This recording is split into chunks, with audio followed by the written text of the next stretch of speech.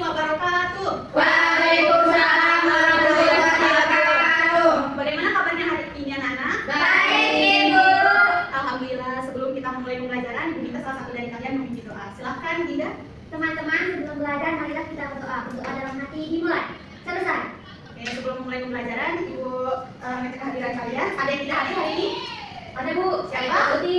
Uti, kenapa Uti? Sakit. Oke, Uti ya. Ya. Jadi pada pertemuan kali ini kita akan membahas tentang hak dan kewajiban warga negara. Sebelumnya Ibu ingin bertanya, hak apa sih yang kira-kira kita dapatkan di sekolah ini? Kemudian apa sih yang harus kita lakukan setelah mendapatkan hak tersebut? Kemudian menurut pendapat kalian, bagaimana sih cara yang tepat untuk menyeimbangkan antara hak dan kewajiban tersebut? Apakah yang didahulukan hak dulu baru kewajiban atau kewajiban dulu baru mendapatkan hak? Oke, nanti kita akan bahas selebihnya untuk itu. Jadi Ibu ingin menampilkan suatu gambar tentang suatu yang apa saja. Di sini ada suatu keyakinan atau suatu agama yang tengah melaksanakan ibadah, yaitu anak-anak tahu di sini gambar apa? Namun dalam satu RT ini memiliki beragam sekali agama. Jadi ada agama yang lain selain dari agama Islam ini. Jadi ada salah satu tetangga yang sedang menyalakan musik dengan volume yang kencang. Jadi tetangga itu merasa berhak untuk menyalakan musik karena itu adalah hak dia. Jadi setelah ini ternyata timbul pertikaian antara kelompok yang sedang melaksanakan salat ini dengan tetangga yang menyalakan speaker ini. Jadi Ibu ada beberapa pertanyaan. Mengapa sih pertikaian itu bisa terjadi? Hak apa sih yang hilang dari masyarakat ini ketika bertikai? Ada yang ingin? Saya Ibu jawabnya. Oke, silakan dari sini Dinda. Menurut saya, pertikaian itu terjadi karena ada yang merasa paling benar, Bu. Oke, kalau Adna? Menurut saya Bu, pertikaian itu terjadi karena tidak ada yang mau mengalah, karena hak kita untuk hidup damai hilang karena ada yang egois Bu. Oke, kalau Lady silakan. Kalau saya Bu, hak mereka untuk mendapatkan ketenangan lingkungan juga hilang karena warga yang beribadah merasa nggak dihormatin Bu. Oke, jadi terlihat ya di sini bahwa orang yang lagi sholat merasa tidak dihormati.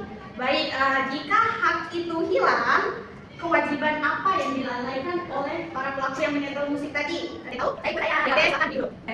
Mereka punya hak mendengarkan musik, tapi mereka juga punya kewajiban menghormati acara ibadah orang lain. Kalau kewajiban ini tidak dilakukan, hak mereka untuk tenang pasti terlanggar. Oke, ada lagi tadi siapa? Saya Ibu. Oke, silakan.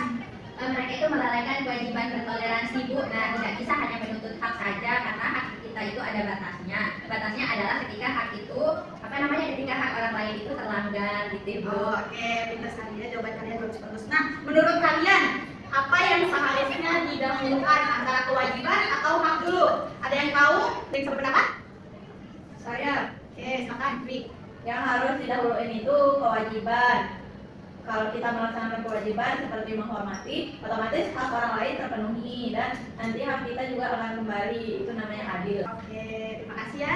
Yang penting untuk kita ketahui ya, bahwa dalam melaksanakan hak dan kewajiban kita juga perlu adanya toleransi. Jadi seperti dengan kasus ini, kita perlu untuk toleransi untuk menyeimbangkan antara pemenuhan hak dan juga pelaksanaan kewajiban kita. Jadi sekarang Ibu akan membentuk kelompok. Nanti ada lembar kerja yang harus kalian kerjakan. Jadi di sini 2 kelompok, Dwi dan Laili dan juga Rina dengan Indah. Jadi di sini Ibu punya 1 kasus. Ada 6 kartu kasus. Jadi ada kasus yang di lingkungan sekolah dan juga lingkungan masyarakat untuk tiap kelompok ya. Jadi setiap kasus berbeda. Kemudian hubungkan kasus-kasus ini dengan menjawab soal yang ada di LKPD kalian ya. Nah, kasusnya juga ya. Udah, Ibu. Sudah? Nah, Oke, silakan Ibu minta salah satu perwakilan kelompok untuk membacakan jawabannya. Silakan kelompok.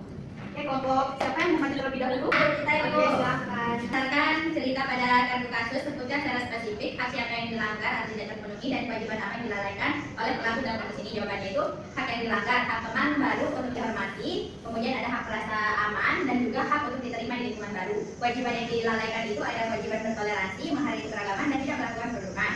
Terus soal yang kedua, jelaskan hubungan sebab akibat yang terjadi. Mengapa melalaikan kewajiban dalam kasus ini langsung berakibat pada pelanggaran atau kehilangan hak orang lain? Jawabannya, hubungan timbal baliknya yaitu kewajiban untuk bertoleransi dan menghargai mengejek. Akibatnya hak harga diri, hak kenyamanan, dan hak untuk dihormati teman baru langsung terlanggar. Terus yang ketiga, apakah perbuatan yang terjadi dalam kasus ini dapat dikatakan adil atau tidak adil? Jawaban dari kelompok kami itu tidak adil karena pelaku melakukan tindakan yang tidak menghargai perbedaan sehingga merampas hak teman baru untuk merasa setara dan diterima. Yang keempat, bagaimana cara pelaku dapat menyeimbangkan kembali hak dan kewajiban agar situasi menjadi damai dan hak orang lain kembali terpenuhi? Jadi jawabannya itu pelaku harus menyadari bahwa hak untuk berekspresi atau tertawa itu dibatasi oleh kewajiban untuk menjaga perasaan dan hak orang lain. Nah, solusinya itu misalkan bisa dilakukan dengan meminta maaf kepada teman baru, bisa juga dengan mulai mengajak teman baru untuk berteman tanpa melihat latar belakangnya. Terima kasih kelompok 2. Beri aplaus untuk kelompok 2. Silakan juga kepada terima kasih Bu Guru. Jadi hari ini kita sudah membahas tentang hak dan kewajiban warga negara baik di lingkungan rumah, sekolah maupun di masyarakat. Jadi sedikit Ibu menguatkan materi pada pagi hari ini bahwa ingat ya, hak dan kewajiban itu seperti dua sisi timbangan. Jadi jika kita hanya menuntut hak, misalnya hak untuk berpendapat, hak untuk bermain seperti kasus-kasus yang telah kalian kerjakan tadi, tanpa adanya pemenuhan kewajiban, tanpa ada kalian melaksanakan kewajiban, itu sama aja bohong. Jadi itu namanya tidak adil. Jadi kalau dibicarakan lebih mana dahulu kewajiban atau hak, yaitu kita harus melaksanakan kedua-keduanya. Kita melaksanakan kewajiban, tentu pemenuhan hak. Ibu bangga kalian hari ini sudah sangat semangat, aktif, pintar berpendapat. Jawaban kalian sangat memuaskan. Kemudian Ibu rasa pembelajaran kita sudah cukup pada pagi hari ini. Mohon maaf jika ada kekurangan. Mungkin satu orang lagi bisa memimpin doa sebelum pulang. Teman-teman, sebelum kita pulang, mari kita berdoa dalam hati ini mulai. Selesai. Oke, baik, terima kasih anak-anak. Ibu tutup. Wassalamualaikum warahmatullahi wabarakatuh.